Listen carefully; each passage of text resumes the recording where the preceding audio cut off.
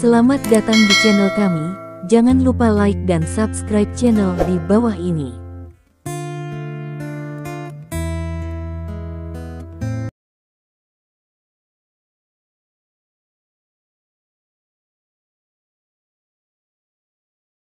Bab 556. Perubahan keadaan terjadi begitu tiba-tiba sehingga Lin Mengji pergi sebelum para penonton mengerti. Su Meijiao dengan cepat mengejar Zhou Jiayuan. Pada saat ini, orang-orang bereaksi dan mulai mengagumi keajaiban drama besar ini. Biro urusan sipil di bawah.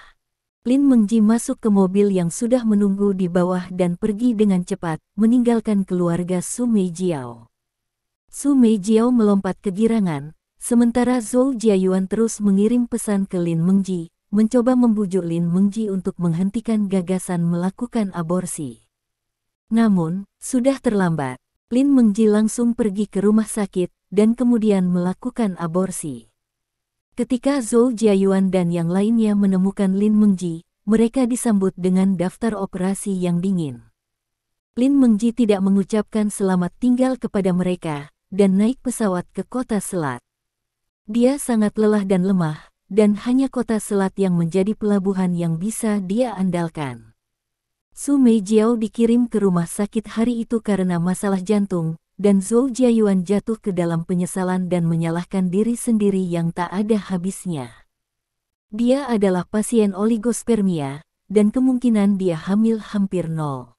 Istrinya hamil, dan akhirnya mengalami keguguran, yang hampir memotong kemungkinan dia menjadi seorang ayah dalam hidupnya, dan dia juga kehilangan Lin Mengji.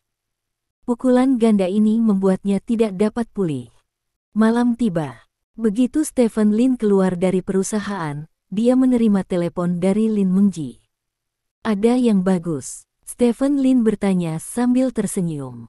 "Kakak, aku kembali ke Stride City, di bandara, ayo jemput aku," kata Lin Mengji.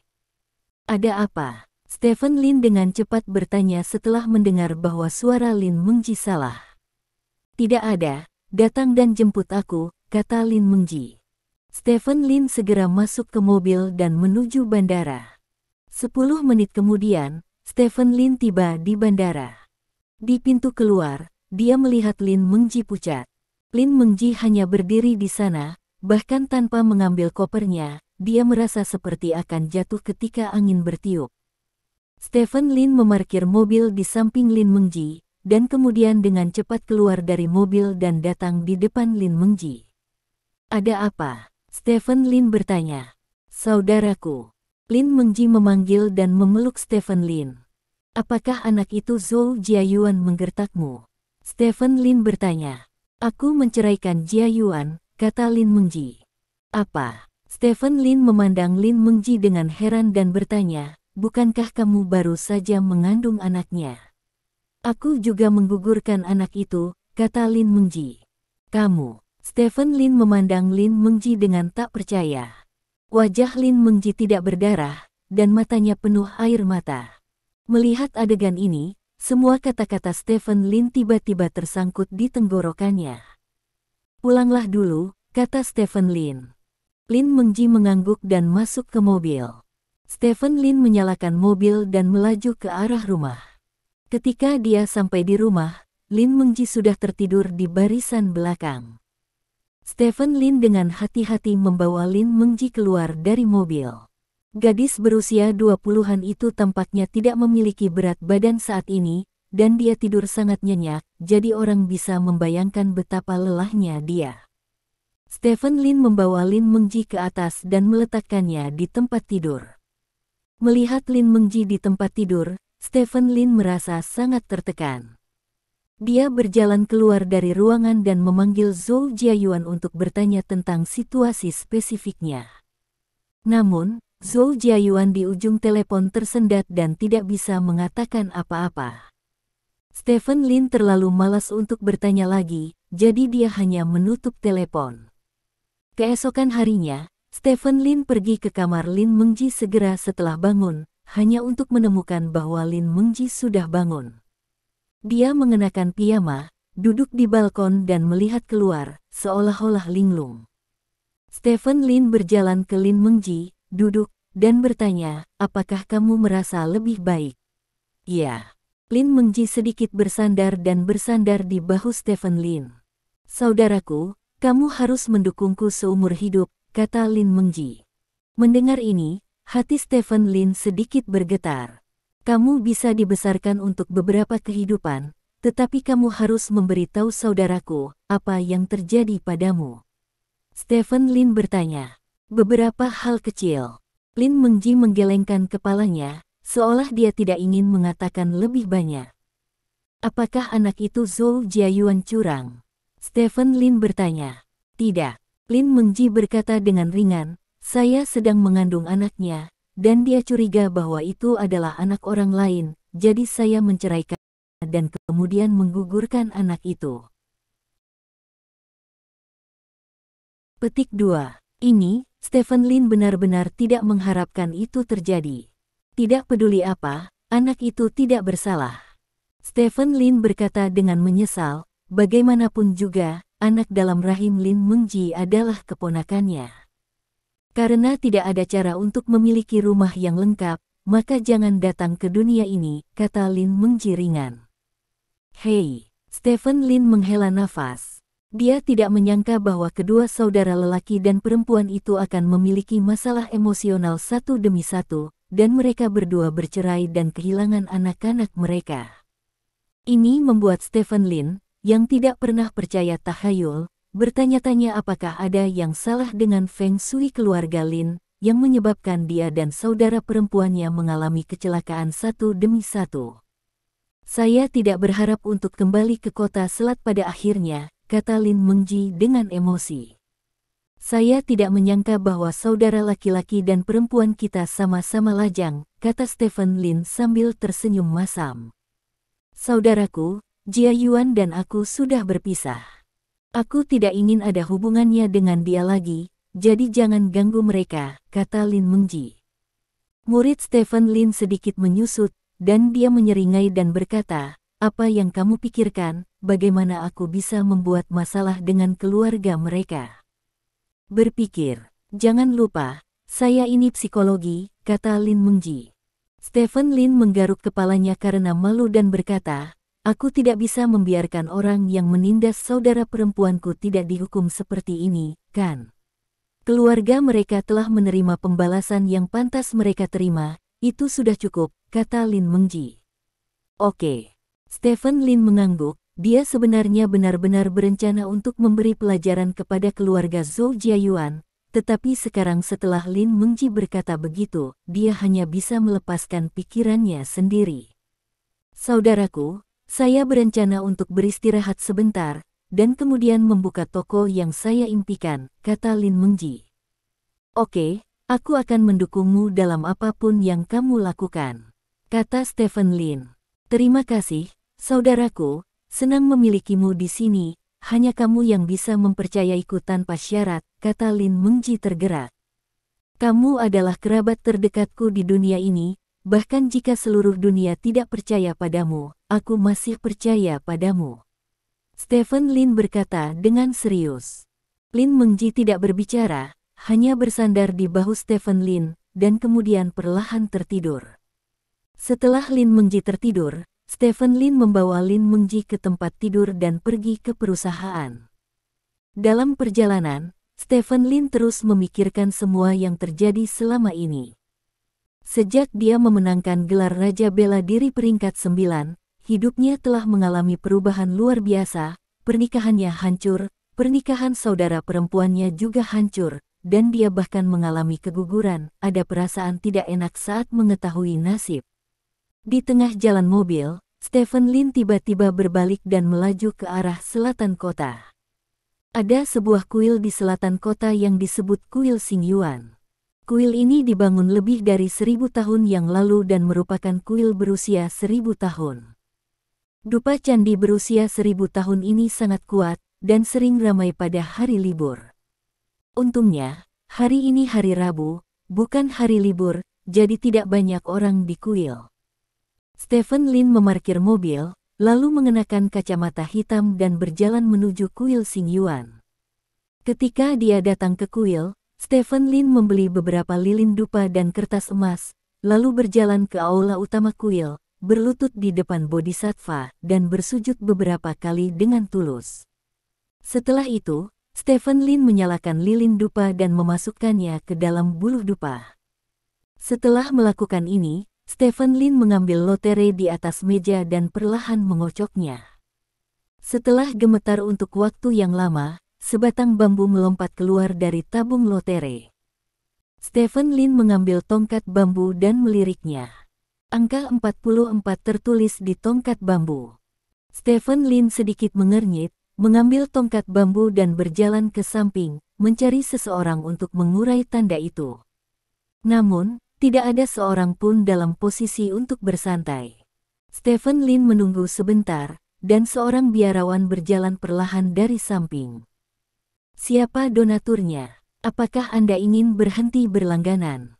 tanya biksu itu. "Ya." Stephen Lin mengangguk dan menyerahkan tanda di tangannya kepada pihak lain.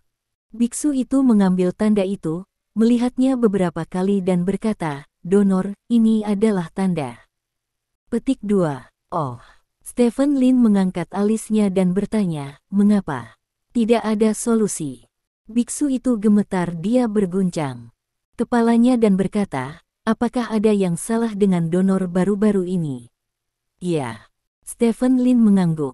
"Itu dia," kata biksu, "melihat lotere ini, karma pembunuhan yang diciptakan oleh donor di paruh pertama hidupnya terlalu berat dan penuh keganasan, sehingga memiliki banyak pengaruh pada pernikahan, karir, dan bahkan pengaruh ini akan mempengaruhi orang-orang di sekitarnya. Jika tidak menghilangkan karma pembunuhan, saya khawatir akan ada bencana bagi donor di masa depan."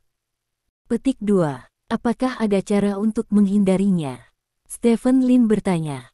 Penyebab dari kehidupan lampau, akibat dari kehidupan sekarang, karena sebab dan akibat telah ditetapkan, tidak ada kemungkinan untuk menghindarinya, dan apa yang akan datang pada akhirnya akan datang. Beku itu berkata. "Jadi itu tidak bisa dihindari, kan?" Stephen Lin bertanya. "Ya." Biksu itu mengangguk. "Kentut." Petik 2. Stephen Lin menegur, "Omong kosong apa sebab dan akibat?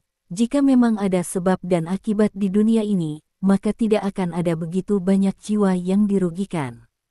Petik 2. Semua hal di dunia ini disebabkan oleh sebab dan efeknya. Bhagava, buah dari kehidupan ini mungkin adalah benih dari kehidupan sebelumnya, tetapi kami tidak dapat melihatnya dengan mata telanjang. Sang dermawan, biksu yang malang hanya memiliki satu kata untukmu, tetapi lakukanlah perbuatan baik. Jangan tanya tentang masa depan, mungkin itu bisa membantumu melewati bencana. Kata biksu itu sambil mengatupkan kedua tangannya. Stephen Lin mengerutkan kening dan menatap biksu di depannya. Beku di depannya tidak terlalu tua, hanya sekitar 40 atau 50 tahun. Setelah berpikir sebentar, Stephen Lin mengeluarkan cek dari sakunya, menulis serangkaian angka di atasnya dan meletakkannya di depan biksu, berkata, "Tolong doakan saya jika saya baik-baik saja, nama saya Stephen Lin." Petik 2. Setelah berbicara, Stephen Lin berbalik dan pergi. Biksu itu melihat Stephen Lin pergi, tersenyum sedikit, mengambil cek itu, dan berbalik untuk pergi. Bab 557. Meskipun Stephen Lin tidak begitu percaya dengan apa yang dikatakan biksu itu, dia masih mengingat kata-kata biksu itu. Lagi pula, tidak terlalu sulit baginya untuk melakukan lebih banyak hal baik, meskipun mungkin tidak benar-benar mengubah apapun, setidaknya dapat membawa ketenangan pikiran. Keesokan harinya, Stephen Lin diundang ke sekolah Wang Junyan untuk memberikan laporan. Ini adalah kedua kalinya Stephen Lin melihat Wang Junyan. "Pertama kali kami bertemu agak terburu-buru. Semua orang membuat catatan di kantor polisi, dan setelah selesai, mereka pergi. Kali ini, itu adalah pertemuan resmi pertama antara keduanya." Stephen Lin mengobrol dengan Wang Junyan untuk beberapa kata lagi, hanya untuk menyadari bahwa anak bernama keluarga Wang Junyan ini sebenarnya sangat sulit. Ayahnya terluka selama sisa hidupnya karena pekerjaan sebelumnya, dan menderita cacat seumur hidup. Dia hanya bisa berbaring di rumah sepanjang hari. Ibunya mendukung keluarga dengan melakukan sedikit pekerjaan tangan di rumah untuk mendapatkan uang. Wang Junyan telah tertarik pada seni bela diri sejak ia masih kecil, tetapi karena kesulitan keluarga, ia tidak belajar seni bela diri secara sistematis. Setelah mengetahui situasi seperti itu, Stephen Lin tiba-tiba memiliki ide di hatinya. Karena orang lain menganggapnya sebagai cahaya penuntun, dapatkah saya melakukan lebih banyak hal untuk orang lain sebagai suar? Suka membantu orang seperti Wang Junyan mewujudkan impian seni bela diri mereka. Bagi Stephen Lin, ini masalah sederhana, karena dia adalah raja seni bela diri peringkat 9 dan kaya. Jika dia ingin membantu orang-orang seperti Wang Junyan mewujudkan impian mereka, maka cari saja guru untuk mereka. Atas namanya kepala, itu mudah untuk menemukan beberapa guru yang baik. Namun, menurut Stephen Lin, ini tidak cukup. Daripada mencari guru untuk orang-orang ini, lebih baik mencari beberapa guru untuk mendirikan sekolah untuk kelas terpadu. Oleh karena itu, ide untuk membangun sekolah seni bela diri kesejahteraan masyarakat muncul di benak Stephen Lin. Stephen Lin adalah orang yang ingin melakukannya. Jadi dia segera menemukan Dong Jian untuk membahas kelayakan masalah ini. Dong Jian dengan cepat memberikan jawabannya, masalah ini dapat dioperasikan, tidak lebih dari menginvestasikan uang dan berinvestasi pada orang. Masalah uang mudah diselesaikan, satu-satunya hal yang agak sulit adalah orang. Jika sekolah pencak silat ingin didirikan, harus ada gurunya. Beberapa guru dapat direkrut jika mereka memiliki uang, tetapi beberapa guru mungkin tidak dapat melakukannya jika mereka memiliki uang. Pada saat ini, harus ada cukup banyak orang untuk maju ke depan. Jadi, Bi Feiyun memasuki bidang penglihatan Stephen Lin. Gelar guru kaisar sangat populer di seluruh negara naga. Jika Bi Feiyun dapat bergabung dengan sekolah seni bela diri ini, nilai sekolah seni bela diri akan naik dalam sekejap. Dan karena wajah Bi Feiyun, kita harus mengundang beberapa Stephen guru untuk mengajar di sekolah. Lebih mudah. Yang paling penting adalah Bi Feiyun dikenal sebagai guru kaisar, dan ada banyak orang yang ingin diajar olehnya. Jika dia bergabung dengan sekolah seni bela diri, maka tidak perlu khawatir tentang sumber siswa. Namun, hal terpenting untuk proyek ini adalah memilih siswa. Petik 2. Dong Jian berkata dengan serius, jika kita benar-benar menarik Tuan Bi Feiyun ke dalam proyek ini, maka pasti ada banyak orang yang datang untuk mengatasnamakannya. Saat itu, bagaimana kita memastikan bahwa orang yang benar-benar membutuhkannya bisa masuk sekolah untuk belajar? Ini yang paling bijaksana. Karena Anda ingin mendirikan sekolah seni bela diri umum, target utamanya adalah mereka yang suka seni bela diri, tetapi tidak mampu belajar. Secara sistematis, Anda harus memastikan bahwa semua orang ini dapat memasuki sekolah seni bela diri. Orang-orang dapat mewujudkan impian seni bela diri mereka, kata Stephen Lin. Kalau begitu investasi ini mungkin cukup besar. Yang satu harus punya tempat, dan yang lain harus memastikan kualitas hidup dasar mereka. Bagi pemiliknya, bagi kami saat ini, kerugian proyek ini pasti lebih besar daripada manfaatnya. Itu bisa membawa. Satu hal lagi, lebih baik kurang, kata Dong Jian dengan serius. Kami telah menghasilkan begitu banyak uang, kami harus memberikan kembali kepada masyarakat. Anda dapat menemukan seseorang untuk melakukan ini. Saya akan berbicara dengan Bi Feiyun, kata Stephen Lin. Ya, Dong Jian mengangguk. Setelah itu, Stephen Lin menelepon Bi Feiyun dan memberitahunya tentang sekolah seni bela diri kesejahteraan masyarakat. Tanpa diduga, Bi Feiyun di ujung telepon setuju, tanpa ragu-ragu. Hal ini membuat Stephen Lin sedikit terkejut. Lagi pula, orang seperti Bi Feiyun biasanya tidak memberi pelajaran kepada orang, karena barang langka dan mahal. Jika ada lebih banyak kelas, maka nilai Bi Feiyun akan turun banyak. Sekarang biarkan Bi Feiyun bergabung proyek sekolah seni bela diri kesejahteraan masyarakat jelas disalahgunakan oleh Bi Feiyun. Saya tidak berharap Bi Feiyun setuju dengan begitu mudah. Stephen, dalam hal ini, jangan katakan bahwa dia baik untuk seni bela diri, hanya untuk membantu saya dalam pertempuran raja terakhir kali. Saya tidak akan pernah memiliki kata kedua. Anda perlu saya untuk bekerja sama dengan Anda. Katakan saja itu, tidak peduli itu aku masih tidak kesulitan menemukan guru untukmu di kelas. Kata Bi Feiyun. Ideku adalah menjadikanmu kepala sekolah. Kata Stephen Lin. Kepala sekolah, kamu bisa datang, aku bisa menjadi dekan atau profesor. Kata Bi Feiyun. Apakah kamu pikir aku harus menjadi kepala sekolah? Kepala sekolah ini masih harus dilakukan olehmu.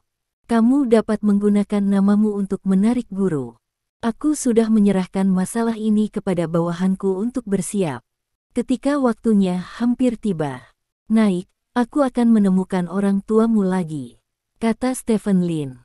Tidak masalah. Kata Bi Feiyun. Terima kasih. Setelah Stephen Lin mengucapkan terima kasih kepada Bi Feiyun, dia menutup telepon. Sekolah seni bela diri amal, apakah ini perbuatan baik? Stephen Lin bergumam diam-diam. Dia memiliki keinginan untuk melakukan hal seperti itu, tetapi dia sebenarnya sedikit egois. Meskipun dia tidak percaya apa yang dikatakan biksu itu, pembunuhan yang dia lakukan di paruh pertama hidupnya terlalu banyak kebenaran. Jadi melakukan sesuatu yang baik sekarang kurang lebih berarti menebus beberapa hal yang telah dia lakukan di masa lalu.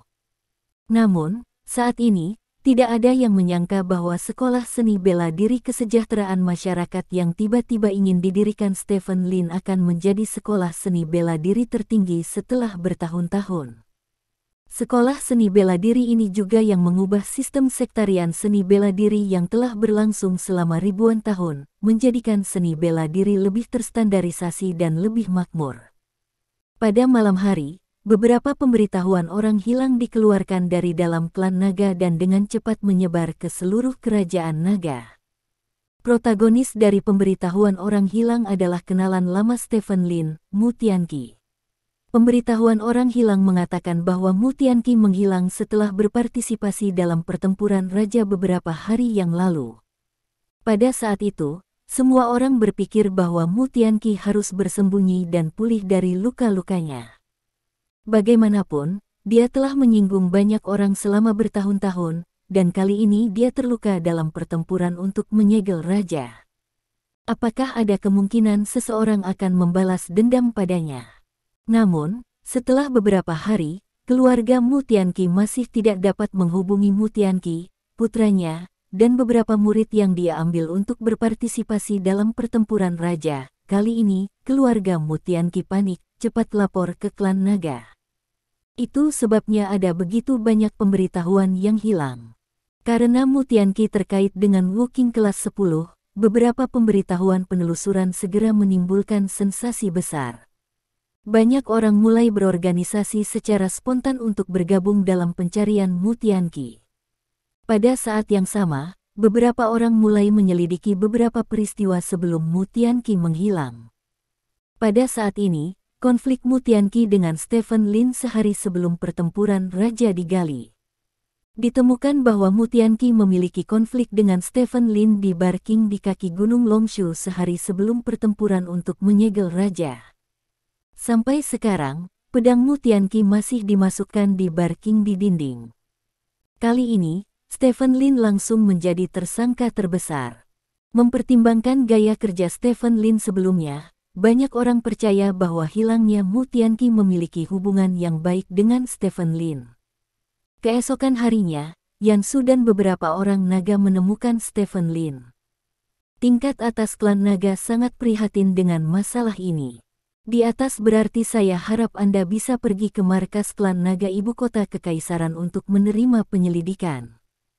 Tentu saja, ini hanya satu, dan yang kedua, Anda punya telah ditunjuk sebagai Raja Naga Cadangan, dan kamu juga harus pergi ke ibu kota kekaisaran. Satu perjalanan, jadi tingkat atas berharap kamu bisa pergi ke ibu kota kekaisaran dalam waktu 3 hari, kata Yan Su. Pergi ke ibu kota kekaisaran dalam 3 hari. Stephen Lin sedikit mengernyit. Sejujurnya, dia tidak punya rencana untuk pergi ke ibu kota kekaisaran sampai sekarang, karena ibu kota kekaisaran adalah tempat di mana naga dan ular bercampur, dan aslinya rencananya adalah menunggu sampai dia memasuki keluarga Lin Beijing. Namun, rencananya tidak dapat mengikuti perubahan. Dia menjadi Raja Naga setelah penggantian, jadi dia harus pergi ke markas klan naga tidak peduli apa. Selain masalah Mutianqi, sepertinya dia tidak akan bisa pergi ke ibu kota kekaisaran saat ini. Siapa yang memintaku pergi ke ibu kota kekaisaran? Stephen Lin bertanya. Ini adalah perintah Penatua Zhou, kata Yan Su. Oh, Stephen Lin mengangguk. Apakah hilangnya Mutianqi ada hubungannya denganmu? Yan Su tiba-tiba bertanya. Tidak. Stephen Lin menggelengkan kepalanya. Dia bersalah dalam masalah ini, jadi dia secara alami menjawab dengan sangat sederhana. Yan Su memandang Stephen Lin, mengerutkan kening setelah menontonnya selama beberapa detik, dan berkata, aneh. Apakah Anda percaya apa yang saya katakan? Stephen Lin bertanya. Ya. Yan Su mengangguk, lalu berkata, cepat dan masuk ke ibu kota kekaisaran. Oke. Stephen Lin mengangguk dan setuju. Keesokan harinya, Stephen Lin naik pesawat ke ibu kota kekaisaran.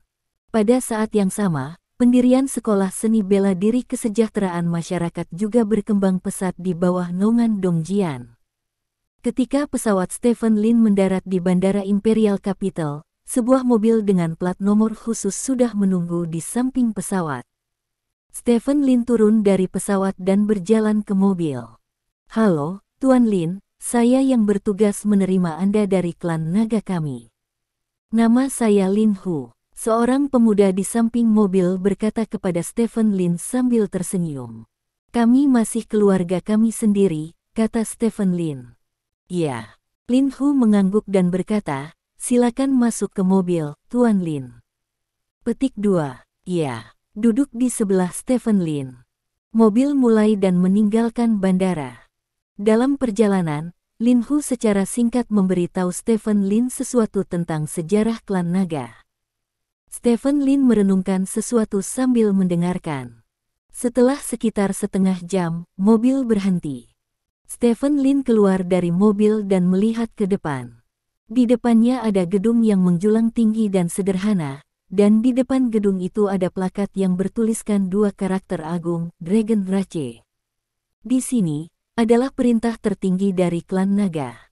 Bab 558. Ini adalah pertama kalinya Stephen Lin datang ke komando tertinggi klan naga, dan dia hanya pernah melihat tempat ini di TV sebelumnya. Tempat ini juga dikenal sebagai salah satu tempat yang paling dijaga ketat di ibu kota kekaisaran. Dari sini, itu adalah wilayah klan naga dalam jarak 1 kilometer. Setiap orang luar yang mendekati klan naga dalam jarak 1 kilometer harus menjalani pemeriksaan ketat.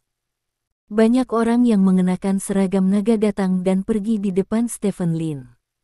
Naga itu adalah organisasi besar, dan fungsi utamanya adalah untuk mengontrol seni bela diri, sehingga mencapai tingkat keseimbangan tertentu di masyarakat. Karena hubungan antara tuan dari 4 Raja Naga, klan naga memiliki kendali mutlak atas seluruh seni bela diri, bahkan jika mereka sekuat Wudang Shaolin, mereka tidak akan berani tidak menghormati klan naga.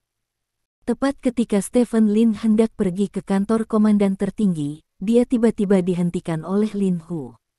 Tuan Lin, kita tidak akan masuk ke sini, kata Lin Hu.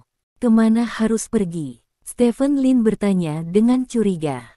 Tolong ikut aku, kata Lin Hu, berjalan menuju markas tertinggi klan naga.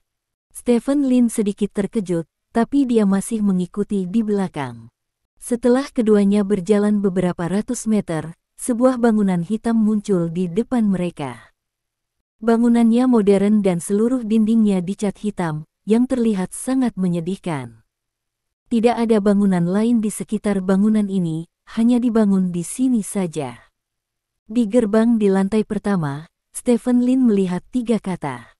Departemen Pengawasan. Melihat 3 kata ini, Stephen Lin sedikit menyipitkan matanya. Dia tidak menyangka bahwa pada hari pertama dia datang ke klan naga, dia dibawa ke Departemen Pengawasan. Dia tidak menyangka bahwa Departemen Pengawasan berada tepat di sebelah komando tertinggi klan naga. Tuan Lin, karena kamu curiga sekarang, kamu akan ditanyai oleh seseorang dari Departemen Pengawasan, dan kemudian kamu bisa pergi ke komando tinggi klan naga. Lin Hu menjelaskan, ketika Yan Su meminta saya untuk datang ke Beijing sebelumnya, dia tidak menyuruh saya untuk datang ke Departemen Pengawasan. Kata Stephen Lin. Ini hanya masalah rutin, Tuan Lin, bagaimanapun juga Anda adalah Raja Naga, dan Departemen Pengawasan tidak berani melakukan apapun kepada Anda.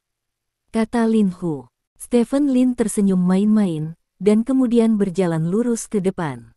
Dia ingin melihat apakah Departemen Pengawasan berani melakukan sesuatu padanya. Berjalan ke Departemen Pengawasan, Stephen Lin merasa kedinginan. Ada jauh lebih sedikit orang di Departemen Pengawasan daripada di komando tertinggi klan naga, dan semua orang mengenakan pakaian gelap, dengan kulit gelap, dan terlihat seperti penjahat. Aku hanya bisa mengirimmu ke sini, mereka akan mengatur seseorang untuk segera menjemputmu. Kata Lin Hu. Ya. Stephen Lin mengangguk dan tidak mengatakan apa-apa. Pada saat ini, beberapa pria berseragam Departemen Pengawasan berjalan mendekat.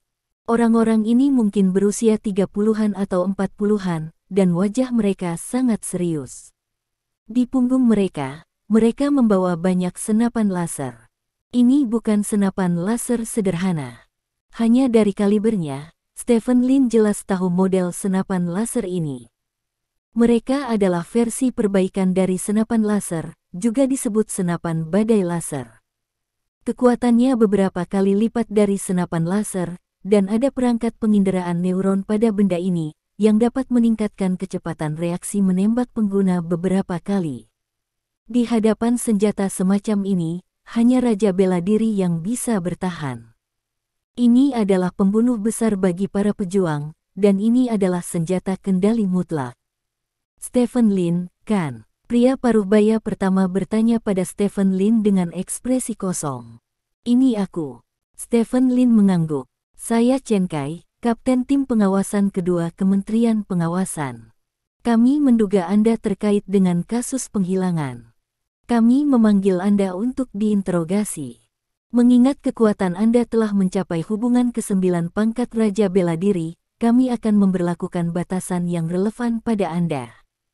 Jika Anda memiliki pertanyaan tentang proses penegakan hukum kami, Anda dapat mengajukan banding ke otoritas yang lebih tinggi setelah itu, dan sekarang Anda harus mematuhi perintah kami tanpa syarat, mengerti? Kata pria terkemuka itu. Bagaimana kamu akan membatasiku? Stephen Lin bertanya. Secara umum, kami menggunakan belenggu listrik untuk orang kuat seperti Anda. Chen Kai berkata, dan mengeluarkan sesuatu yang mirip dengan belenggu kuno, tetapi belenggu kuno terbuat dari kayu, dan belenggu di tangan Chen Kai itu metalik dan futuristik. Bagaimana jika saya tidak membiarkan Anda membatasi saya? Stephen Lin bertanya. Kalau begitu kami akan mengambil tindakan paksa terhadapmu, kata Chen Kai. Sungguh tindakan yang memaksa. Saya adalah Raja Naga Cadangan, dan saya sudah berada di posisi tertinggi kedua di klan naga. Anda, Kapten Tim Pengawasan Kedua dari Departemen Pengawasan Kecil, kualifikasi apa yang Anda miliki? Mengambil tindakan pemaksaan terhadap saya. Stephen Lin menghina. Tuan Lin, kami hanya melakukan rutinitas kami. Jika Anda bekerja sama dan Anda tidak bersalah, mungkin Anda bisa pergi dari sini dalam setengah jam hingga 1 jam. Jika Anda tidak bekerja sama, segalanya akan menjadi sangat merepotkan. Chen Kai mengerutkan kening. Saya Raja Naga, mewakili wajah klan naga. Saya di sini untuk menerima pertanyaan Anda untuk memberikan wajah kepada Departemen Pengawasan. Saya memberi Anda wajah, tetapi Anda menamparkan wajah saya segera setelah Anda datang. Apakah aku bisa bekerja sama denganmu? Apa? Stephen Lin mencibir, lalu berbalik dan berjalan keluar dari Departemen Pengawasan. KKK. Beberapa senapan badai radium dimuat dan diarahkan ke Stephen Lin. Tuan Lin, saya telah diperintahkan untuk menyelidiki dan menanyai Anda oleh atasan tertinggi Kementerian Pengawasan. Anda harus bekerja sama. Jika Anda pergi sekarang, itu akan dianggap sebagai perlawanan terhadap Kementerian Pengawasan. Kami berhak untuk menembakmu di tempat, kata Chen Kai dengan suara yang dalam. Saya, Stephen Lin, memiliki kehidupan yang begitu besar. Saya tidak takut, saya hidup dengan wajah, dan saya akan menggantikan Raja Naga setelah klan naga yang bermartabat. Jika Anda, seorang supervisor kecil, kapten dari tim kedua, pasang belenggu listrik, maka saya akan berada di masa depan. Anda tidak perlu mencampur-adukkan klan naga. Jika Anda memiliki sesuatu untuk ditembak, saya ingin melihat apakah senjata Anda mengenai saya terlebih dahulu, atau saya tanganmu mematahkan lehermu terlebih dahulu. Stephen Lin menoleh dan menatap tajam ke arah Chen Kai. Melihat wajah Stephen Lin, meskipun Chen Kai dilindungi oleh beberapa senapan ledakan radium, dia tidak bisa menahan perasaan sedikit gugup. Dia telah menyelidiki Stephen Lin. Orang ini bertahan selama 10 atau 20 tahun, dan dia terbunuh begitu dia bangkit. Orang yang menggertaknya adalah karakter yang sangat kejam, dan saya tidak yakin dia akan benar-benar meledak secara tiba-tiba. Radium Storm Rifle dapat membunuh pembangkit tenaga listrik di bawah Martial King, dan bahkan beberapa Martial King, tetapi menghadapi Martial King peringkat ke-9, Radium Storm Rifle tidak cukup. Tampaknya tidak pernah ada preseden bagi Raja Bela Diri tingkat 9 untuk dibunuh oleh senapan radium. Ini adalah pertanyaan yang sulit untuk memilih mundur, atau tetap tegar. Pada saat ini, derap langkah kaki datang dari samping. Sekelompok orang berseragam Departemen Pengawasan berlari dari samping, lalu berdiri dalam antrean, dan mengeluarkan segenggam senapan radium dari belakang. Pada saat yang sama, seseorang membawa meriam laser kecil. Senjata yang tak terhitung jumlahnya ditujukan ke Stephen Lin. Dengan begitu banyak Radium Storm Rifles, bahkan jika God of War datang, dia pasti akan mati. Ini adalah penindasan mutlak seniman bela diri oleh kekuatan modern. Puluhan orang biasa dengan senapan laser badai dan meriam laser benar-benar mampu membunuh God of War dalam ruang terbatas. Melihat orang-orang ini muncul, Chen Kai akhirnya merasa percaya diri. Sekarang, apalagi yang harus kamu katakan? Chen Kai menatap Stephen Lin dan bertanya dengan arogan. Saya tidak punya apa-apa untuk dikatakan. Stephen Lin melihat senjata di sekelilingnya dan berkata dengan ringan, saya telah dalam suasana hati yang buruk selama ini, tetapi identitas dan posisi saya telah membuat saya tidak mungkin untuk depresi. Dalam hati saya melampiaskan, hari ini, saya akhirnya memiliki kesempatan seperti itu, dan saya harus berterima kasih. Petik 2. Apa? Chen Kai memandang Stephen Lin dengan ragu, tidak tahu apa maksud Stephen Lin ketika dia mengatakan ini. Aku ingin melihat betapa beraninya kalian menembakku. Stephen Lin berkata, dan tiba-tiba seseorang mempercepat dan bergegas menuju barisan orang yang memegang senapan radium di depannya. Ketika orang-orang itu melihat Stephen Lin bergegas, mereka semua berhamburan dengan panik, dan tidak ada yang berani menembak. Orang-orang itu semua adalah orang biasa, dan kecepatan penyebaran mereka jauh lebih buruk daripada kecepatan Stephen Lin yang bergegas maju. Mengedipkan matanya, Stephen Lin menabrak kerumunan seperti harimau memasuki kawanan. Stephen Lin bahkan tidak membuka pintu, dan langsung meninju orang-orang di Departemen Pengawasan dalam kondisinya saat ini. Bang bang bang, ada suara teredam, yang menunjukkan bahwa orang-orang dari Departemen Pengawasan dipukul oleh Stephen Lin lagi dan lagi. Karena kekuatannya, pukulan ini tidak menjatuhkan orang-orang dari Departemen Pengawasan ke udara dan melukai mereka, tetapi hanya membuat mereka menderita tak tertahankan. Tembak aku, tembak, Chen Kai berteriak dengan penuh semangat. Namun, tidak ada satupun dari Departemen Pengawasan yang berani menembak. Dalam sekejap mata, kecuali beberapa yang melarikan diri, sebagian besar orang di Departemen Pengawasan berjongkok di tanah kesakitan oleh tinju Stephen Lin, dan beberapa bersandar di dinding. Senapan badai radium di tangan mereka tampaknya sama sekali tidak berguna saat ini. Bajingan, Chen Kai akhirnya tidak tahan lagi. Dia mengarahkan pistolnya ke Stephen Lin, dan ketika dia akan menarik pelatuknya, sebuah suara datang dari samping. Cukup. Petik 2. Chen Kai tertegun sejenak, melihat ke belakang, dan melihat seorang lelaki tua dalam sekejap. Pria tua itu keluar dari tangga dengan mengenakan pakaian yang hanya bisa dikenakan oleh pejabat senior Departemen Pengawasan. Wakil Menteri. Melihat pihak lain, Chen Kai buru-buru membungkuk dan menyapa pihak lain. Wakil Menteri. Yang lain di sekitarnya juga membungkuk kepada lelaki tua seperti Chen Kai. Stephen Lin berdiri di sana dan melirik lelaki tua itu. Pria tua itu tampak seperti berusia 60-an, dengan rambut beruban dan tubuh kurus, tetapi dia tampak bersemangat. Mari kita semua mundur, formalitas apa untuk melakukannya seperti ini? Kata lelaki tua itu dengan wajah gelap.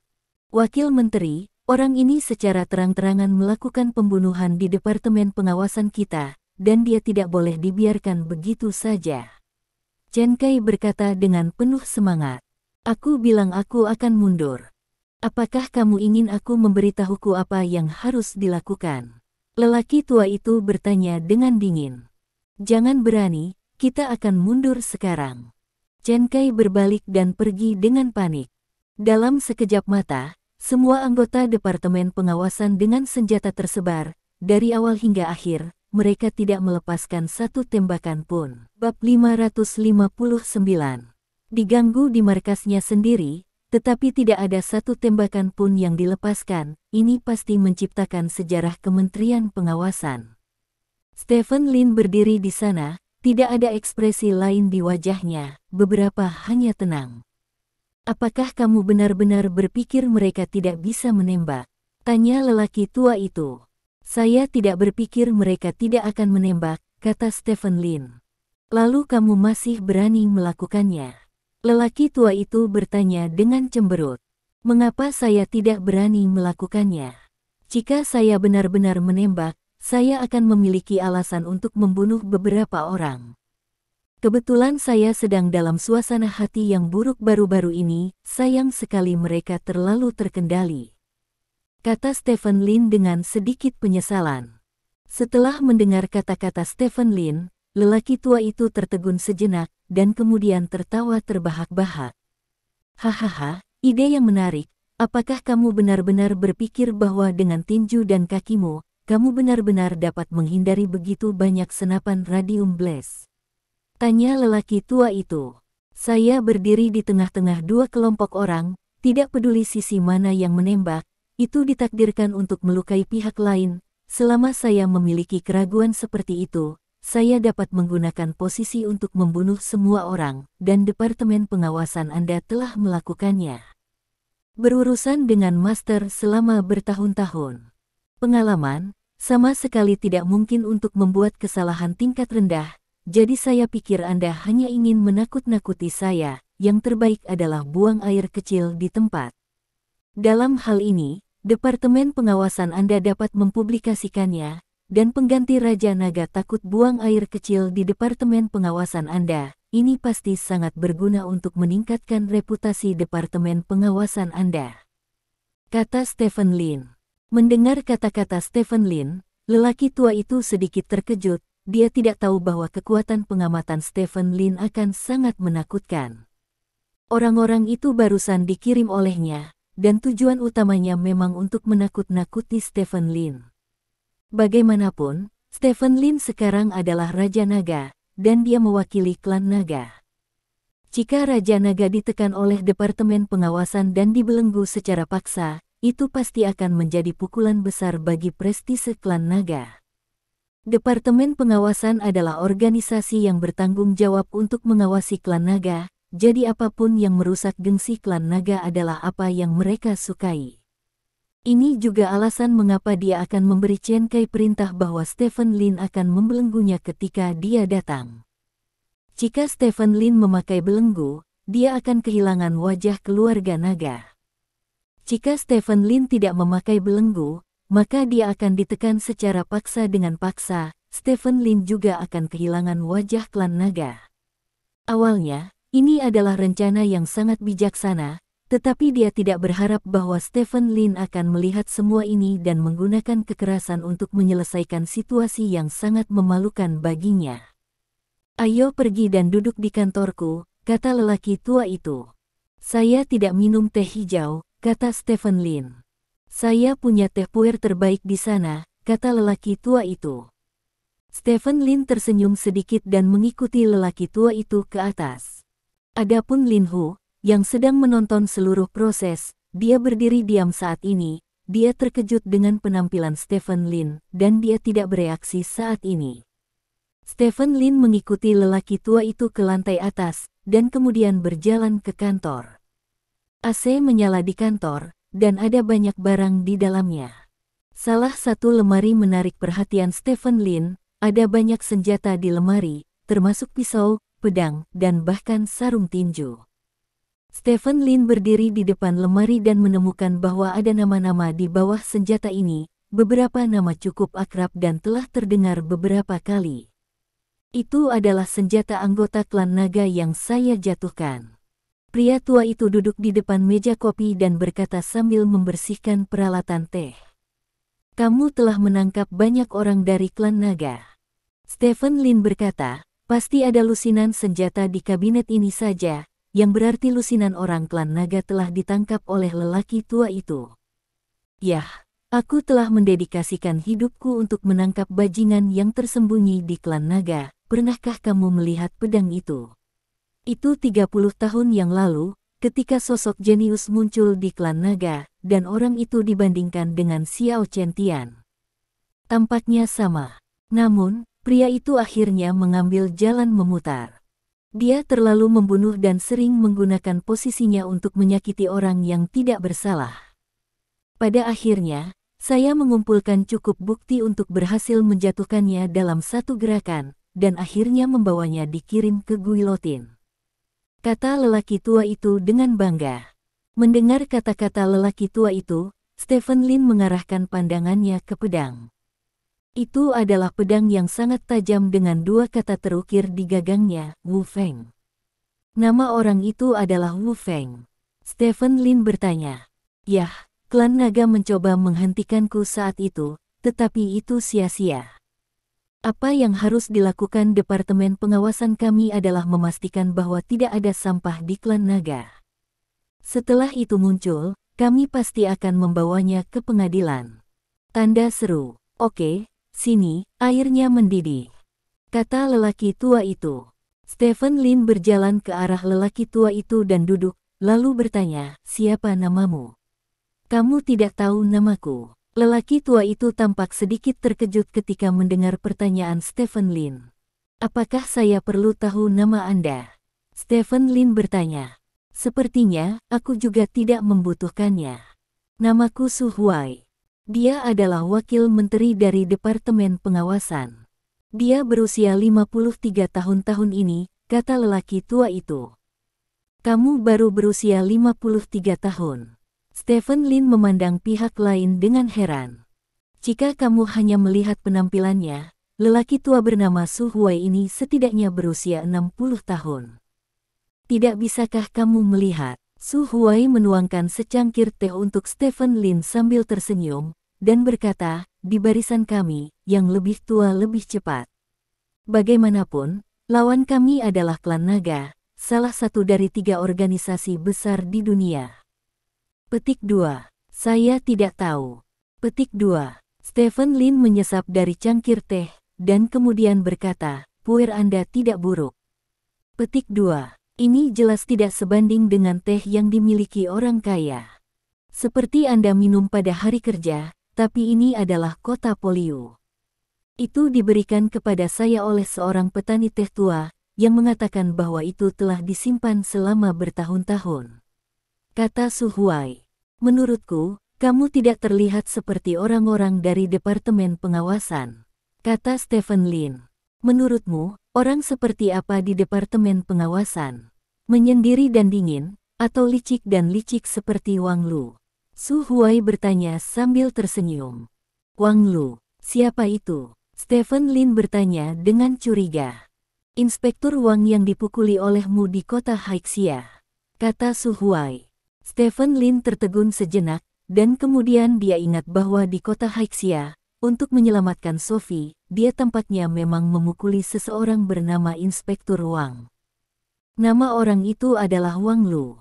Stephen Lin bertanya. Ya, itu adalah inspektur dari Departemen Pengawasan. Levelnya satu tingkat lebih rendah dari Chen Kai yang baru saja kamu temui. Namun, kakeknya juga salah satu wakil menteri, kata Su Huai.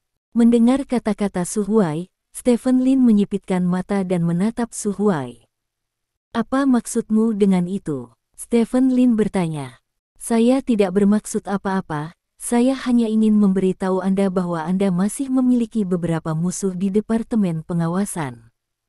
Jika Anda tidak bergabung dengan klan naga, mereka tidak akan ada hubungannya dengan Anda. Sayang sekali bahwa Anda sekarang adalah Raja Naga setelah Anda. Anda harus menerima yurisdiksi Kementerian Pengawasan, kecuali Anda bisa menjadi Raja Naga yang sebenarnya, tetapi pada awal pembentukan klan naga, hanya posisi 4 Raja Naga sudah diatur. Jika Anda ingin menjadi Raja Naga yang sebenarnya, kecuali salah satu Raja Naga meninggal atau pensiun, jika tidak, sulit, kata Su Huai. Sepertinya Departemen Pengawasan tidak monolitik. Stephen Lin memandang Su Huai dengan senyum setengah tersenyum. Meskipun Su Huai tidak banyak bicara, dia mengangkat masalah Wang Lu padanya. Keluarga Wang Lu bukan kelompok. Tidak peduli organisasi apapun, tidak mungkin menjadi monolit, kata Su Huai. Di mana Wang Lu? Mengapa saya tidak melihatnya? Masuk akal bahwa saya telah datang ke ibu kota kekaisaran. Dia seharusnya paling ingin melihat saya, kan? Tanya Stephen Lin. Pergi bekerja, kata Su Huai. Kerja. Stephen Lin sedikit mengernyit, untuk beberapa alasan, dia selalu merasa bahwa pekerjaan ini terkait dengannya.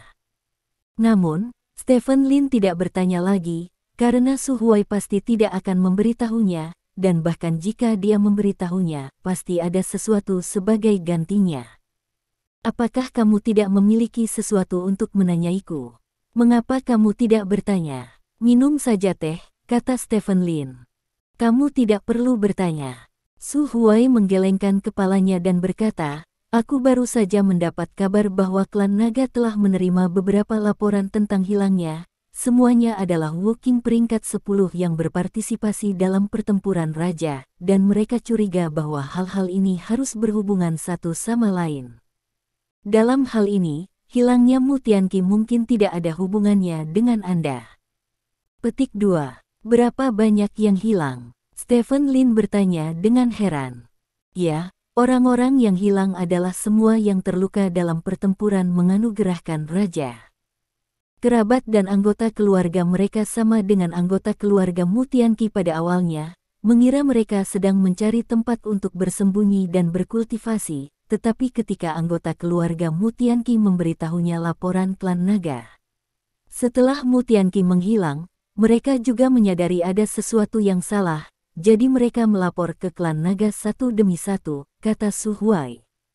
Mereka semua adalah Woking peringkat 10. Siapa yang memiliki kemampuan untuk menangkap mereka? Stephen Lin bertanya dengan cemberut. Meskipun mereka semua adalah menteri bela diri peringkat 10, mereka semua terluka.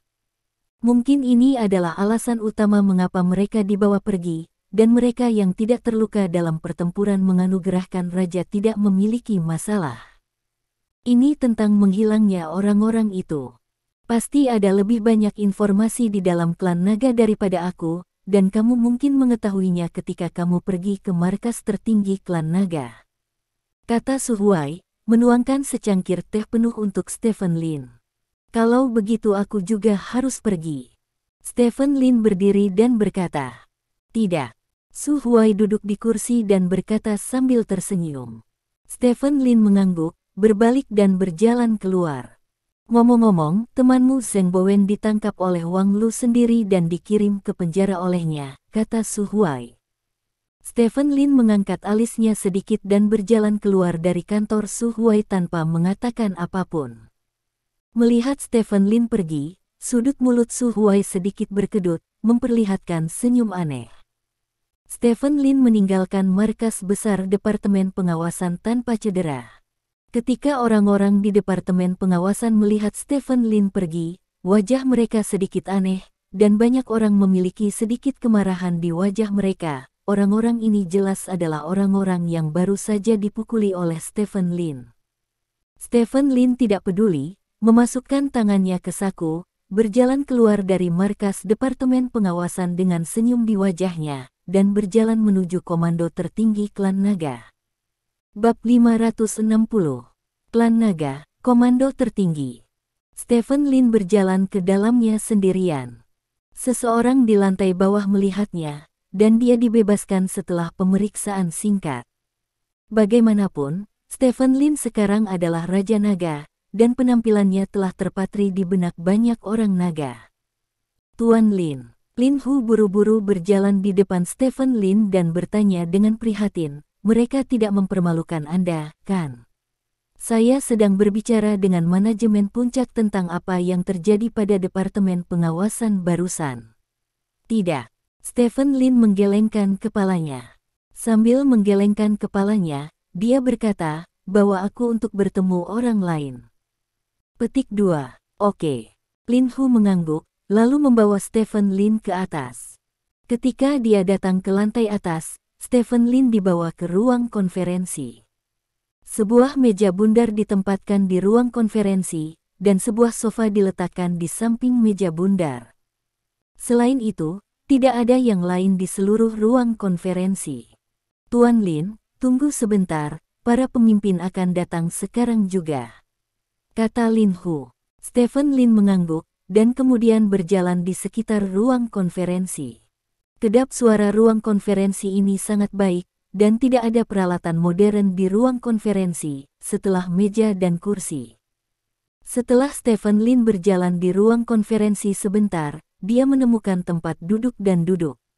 Setelah sekitar 5 menit, seseorang mendorong pintu ruang konferensi dan berjalan masuk. Stephen Lin melihat ke pihak lain dan menemukan bahwa itu adalah orang tua yang belum pernah dia lihat sebelumnya. Melihat Stephen Lin, lelaki tua itu menunjukkan senyum ramah di wajahnya. Halo, halo, sapa lelaki tua itu. Halo.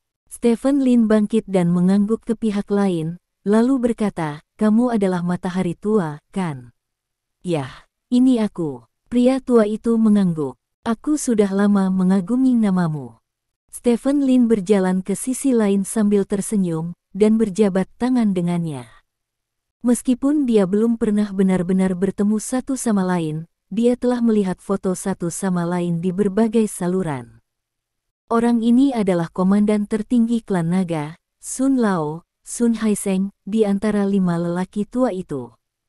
Ada 9 orang di tingkat komando tertinggi klan naga, yang dikenal sebagai 5 Laos dan 4 Raja Naga. Dalam hal kekuatan saja, kekuatan 5 sesepuh lebih tinggi daripada 4 Raja Naga, karena 4 Raja Naga hanya bertanggung jawab untuk bertarung dan membunuh. Kelima tetua tersebut adalah Guo Lao Guo Ziou, Zhou Lao Zhou Wutong, Sun Lao Sun Haiseng, Jiang Lao Jiang Zifeng, dan Chen Lao Chen Hongyu. Kelima orang ini merupakan tingkat pengambilan keputusan tertinggi dari klan naga. Namun, sekarang Lao Lao telah mengundurkan diri dan keluar dari tingkat pengambilan keputusan tertinggi. Sun Haiseng tersenyum dan berjabat tangan dengan Stephen Lin, yang tampaknya relatif baik. Kudengar kau dipanggil oleh seseorang dari Departemen Pengawasan. Bagaimana, mereka tidak mempersulitmu? Tanya Sun Haiseng. Itu tidak benar. Petik 2. Stephen Lin menggelengkan kepalanya. Orang-orang dari Departemen Pengawasan suka merebut klan naga.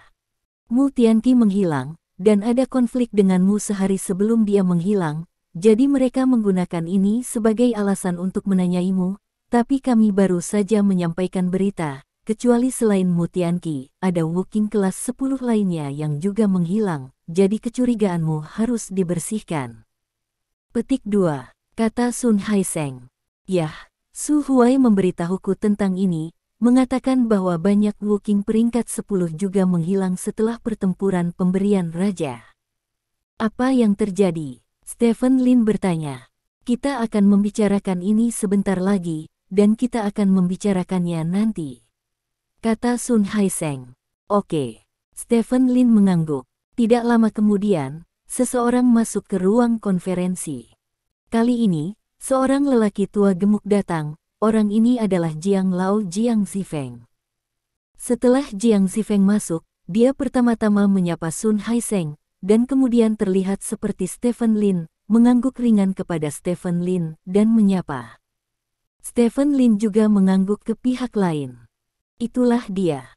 Jika orang lain menunjukkan kebaikan kepadanya, dia juga akan menunjukkan kebaikan kepada orang lain. Jika pihak lain bersikap dingin padanya, maka dia secara alami tidak akan terlalu antusias kepada pihak lain. Tidak peduli apa identitas pihak lain. Setelah Jiang Zifeng, Zhou Wutong masuk ke ruang konferensi. Wajah Zhou Wutong acuh tak acuh. Setelah masuk, dia hanya mengangguk pada Jiang Zifeng dan Sun Haiseng. Setelah itu, dia duduk di sofa tanpa menatap Stephen Lin. Stephen Lin menyipitkan mata pada Zhou Wutong. Zhou Wutong ini adalah lawan Guo Lao di komando tertinggi. Stephen Lin pernah menduga bahwa alasan mengapa Zheng Bowen ditangkap tidak dapat dipisahkan dari Zhou Wutong. Yang membuat Stephen Lin sangat bingung adalah sejak Tuan Guo meninggalkan komando tinggi, Tuan Guo hampir tidak bergerak. Secara logis, Zhou Wutong adalah yang paling mencurigakan, jadi dia bisa memeriksa Zhou Wutong. Seharusnya tidak sulit untuk memeriksanya. Sesuatu keluar, tetapi Tuan Guo selalu diam. Paruh kedua tahun telah berlalu, dan Zheng Bowen masih di penjara, yang agak aneh. Tidak lama setelah Zhou Wutong muncul, pria tua lain muncul.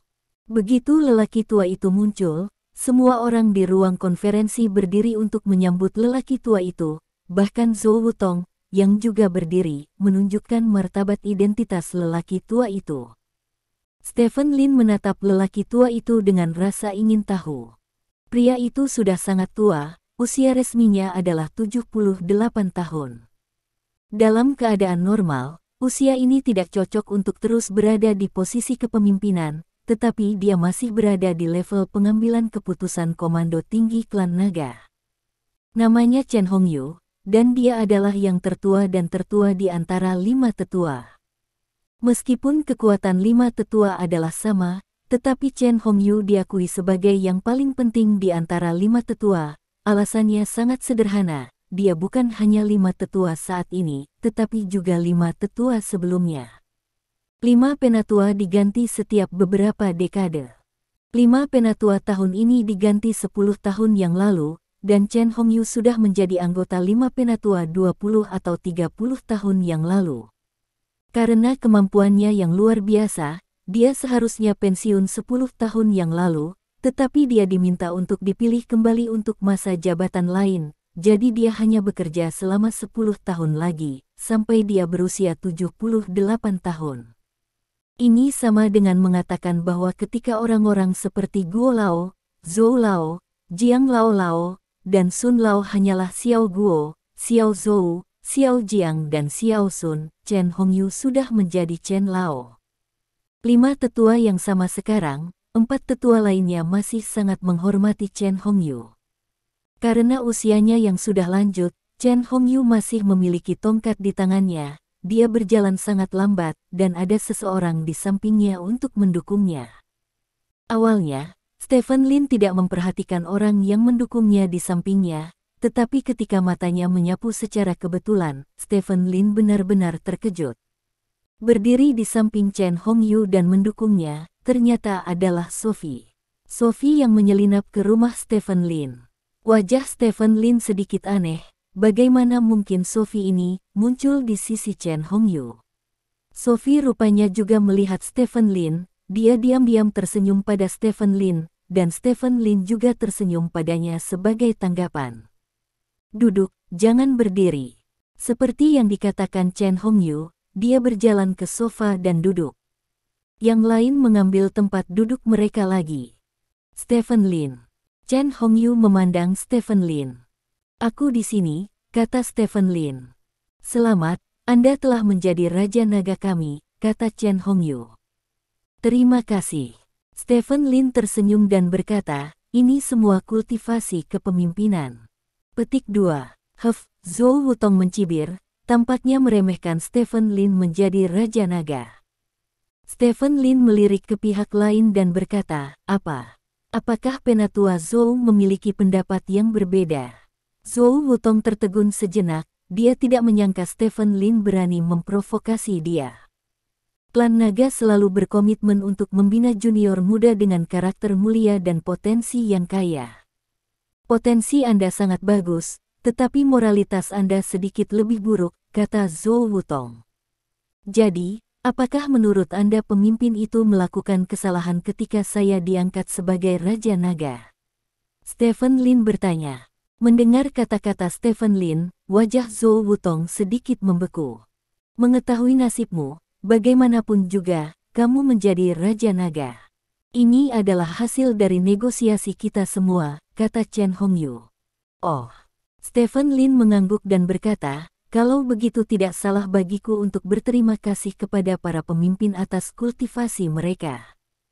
Petik 2. Wajah Zhou Wutong sedikit acuh tak acuh. Sebenarnya, dia menentang membiarkan Stephen Lin menjadi Raja Naga, tetapi dia tidak bisa menahannya. Bakat Stephen Lin terlalu menakutkan, pada usia seperti itu, dia adalah Raja Bela Diri peringkat 9, dan Dewa Perang masa depan belum melarikan diri, sehingga anggota klan naga tingkat tinggi lainnya setuju untuk biarkan Stephen Lin menjadi Raja Naga cadangan, bahkan jika dia keberatan.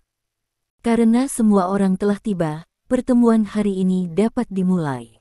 Lao Zhou, mohon pimpinlah, kata Chen Hongyu. Ya. Zhou Wutong mengangguk. Tepat ketika dia akan berbicara, Stephen Lin tiba-tiba bertanya, itu tidak benar, mengapa 4 Raja Naga tidak datang? Wajar saja mereka tidak datang, itu bukan kamu. Aku bisa mencari tahu, kata Zhou Wutong. Aku sudah menebus Raja Naga, dan aku tidak memenuhi syarat untuk menanyakan tentang keberadaan 4 Raja Naga. Stephen Lin bertanya dengan heran.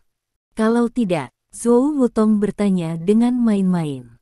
Lalu apa gunanya aku melengkapi Raja Naga? Stephen Lin bertanya. Apa gunanya? Gelar Raja Naga saja adalah sesuatu yang banyak orang tidak bisa dekati seumur hidup mereka. Jangan puas, kata Zhou Wutong. Tidak mudah bagi saya untuk puas, jadi saya hanya ingin bertanya kepada semua pemimpin di sini, kekuatan apa yang saya miliki sebagai Raja Naga? Stephen Lin bertanya dengan rasa ingin tahu. Kamu tahu, hak dan kewajibanmu yang terkait akan dikomunikasikan kepadamu oleh seseorang ketika kamu kembali. Jangan khawatir, tunggu Lao Zhou berbicara tentang isi pertemuan hari ini, kata Sun Haiseng. Oke. Stephen Lin mengangguk dan tidak mengatakan apa-apa lagi.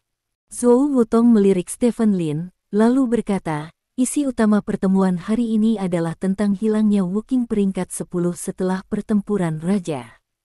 Menurut informasi yang diperoleh pagi ini, sejak pertempuran raja, ada total 5 seniman bela diri peringkat 10 yang hilang, dan bersama dengan anggota keluarga dan murid mereka, jumlah total orang yang hilang telah mencapai 23. Saat ini, kami belum memperoleh petunjuk apapun terkait dengan 20 orang ini. 3 orang. Mereka tampaknya tiba-tiba menghilang dari dunia ini. Jika kita tidak bisa menyelesaikan kasus penghilangan ini dan menemukan orang yang hilang sesegera mungkin, itu akan menjadi pukulan besar bagi seni bela diri Kerajaan Naga. Ini juga akan menjadi pukulan besar bagi seni bela diri Kerajaan Naga. Pukulan besar. Terima kasih. Sampai jumpa di bab selanjutnya.